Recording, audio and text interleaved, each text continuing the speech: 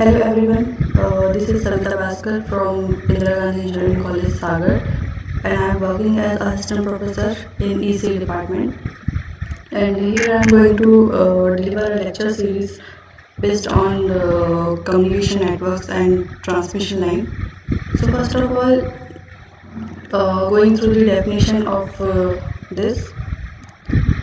So first question arises that what is a transmission line, and what are their types of transmission line. So transmission line is a guided medium which is used for transmission of energy associated with electromagnetic field from source to the load is known as the transmission line. So what is transmission line? It is just a guided medium carrying some information or an electricity to the source to the destination. And there are basically four types of transmission line. First one is two-wire parallel transmission line, which is worked on up to 100 megahertz frequency. Second is the coaxial line, because the two-wire parallel transmission line has noise issues in it. So coaxial line has been introduced to overcome the noise and the attenuation of this signal, and it works up to the 1 GHz frequency. Third one is strip types of transmission line. Strip type substrate transmission line, and it ranges from 100 megahertz frequency to 100 gigahertz frequency.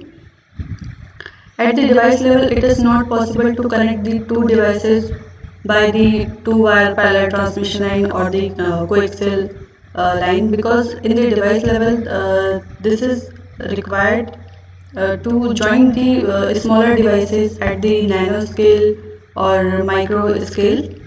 So this kind of transmission line is required. Next is the waveguides, which works on the higher frequency range greater than up to the 3 gigahertz frequency. It is not possible to transfer the higher frequency in this kind of parallel transmission line and coaxial line, because it attenuates at a much higher rate. In it, signal is lost in both these lines. So waveguides are introduced at the much higher frequency range up to 3 gigahertz and higher than this. So this is basically transmission line is a two-port network. Here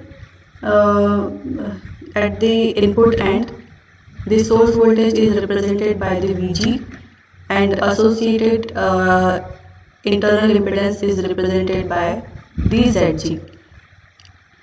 And at the load end, it is represented at ZL. So transmission line basically worked on the principle of maximum power transfer theorem. And what is it? Maximum power in any network or any circuitry is transferred from source to the load when it matches the input impedance with the load impedance. So here is the input impedance is Zg and the load impedance is ZL. So for maximum power transfer in this transmission line, the condition should be Zg should be equal to the ZL. When this condition matches, the maximum power delivers from source to the load. Here I am also writing here that types of transmission line. These are two parallel wires, coaxial cable, microstrips line, and optical fiber, and waveguides. These waveguides are used at very high frequency, and it gives very low loss and it is expensive compared to both of these transmission line. So first transmission line is the parallel wire type. So parallel wire type transmission line is basically made up of these two current carrying conductor. This is a metallic conductor. So we have to just see the construction of it. Means first conductor has the radius of r, and the distance between these two conductors is represented by the d. In both these conductors, these are separated by this distance, and between these conductors maybe there is some dielectric medium or air. Here I am writing what is the characteristic impedance of this parallel wire type. So it is represented by Z0 is equals to 276 by under root of k log d by r. Here Z0 is the characteristic impedance of the line, which is measured at the input terminal of the transmission line, and d is the distance between the conductor centers, and r is the conductor radius, which is represented here, and k is the relative permittivity of insulation between conductors. Next is the coaxial line. In our home and commercial uses, we are already seen that the coaxial cable lines are used, which is has the outer body is black, which is the some sort of insulation material used. So here is the construction of coaxial cable line. So first one is the inner conductor. These both made are the conductors.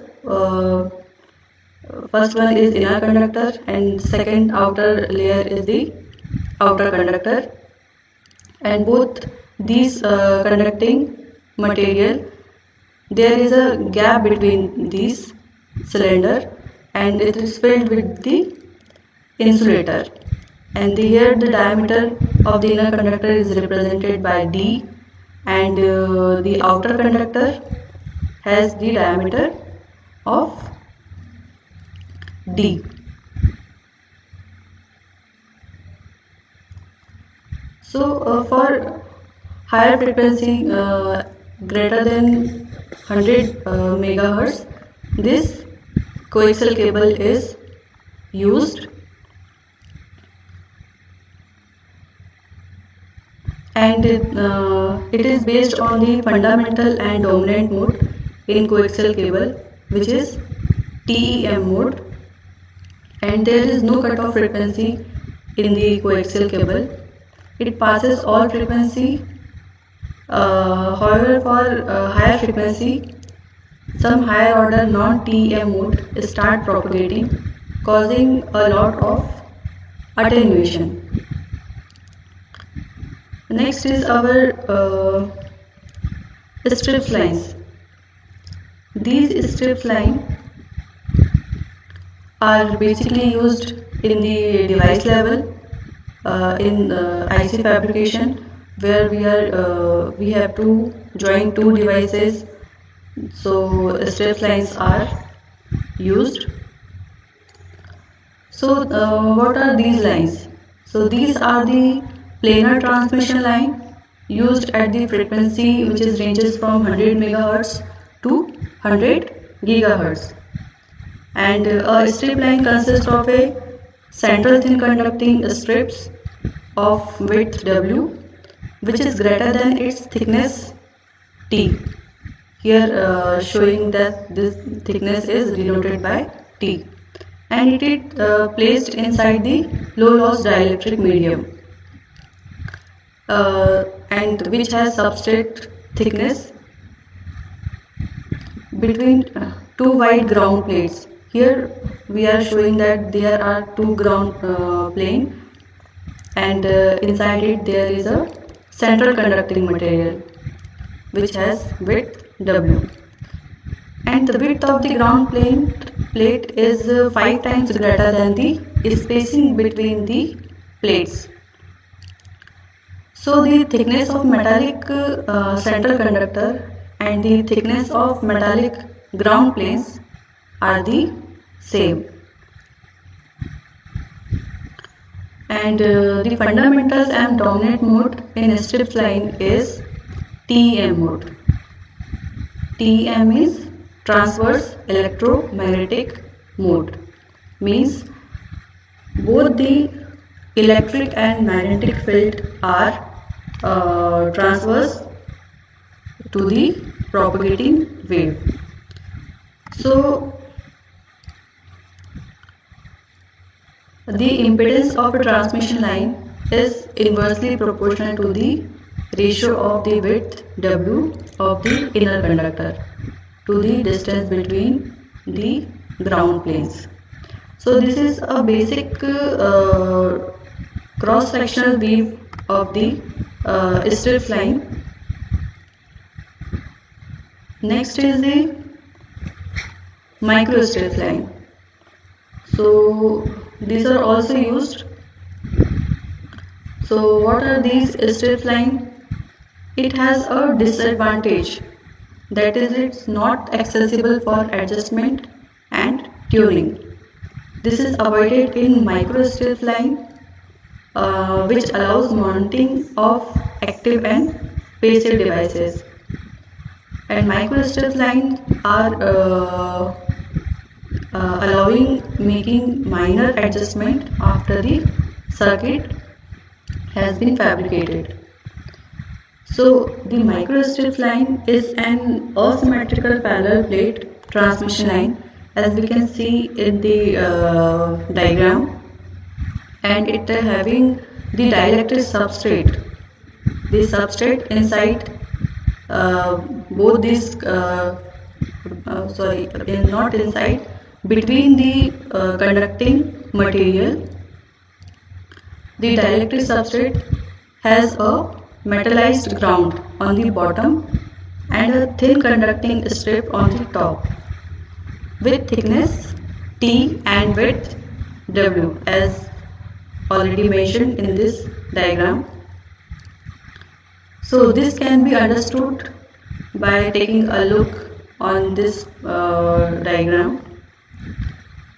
So the characteristic impedance of a microstrips is a function of the strip line width W, thickness T, and the distance between the line and the ground plane, which is represented here by H.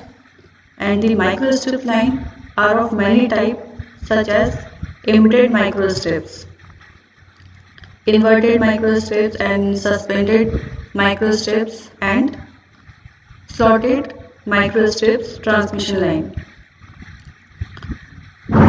The other form of transmission line are are the coplanar strips line. Here, what is the coplanar strips line? It is formed by the two conducting strips, as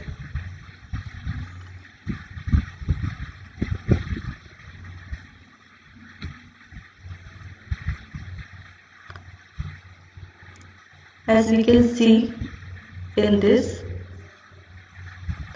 coplanar strip line.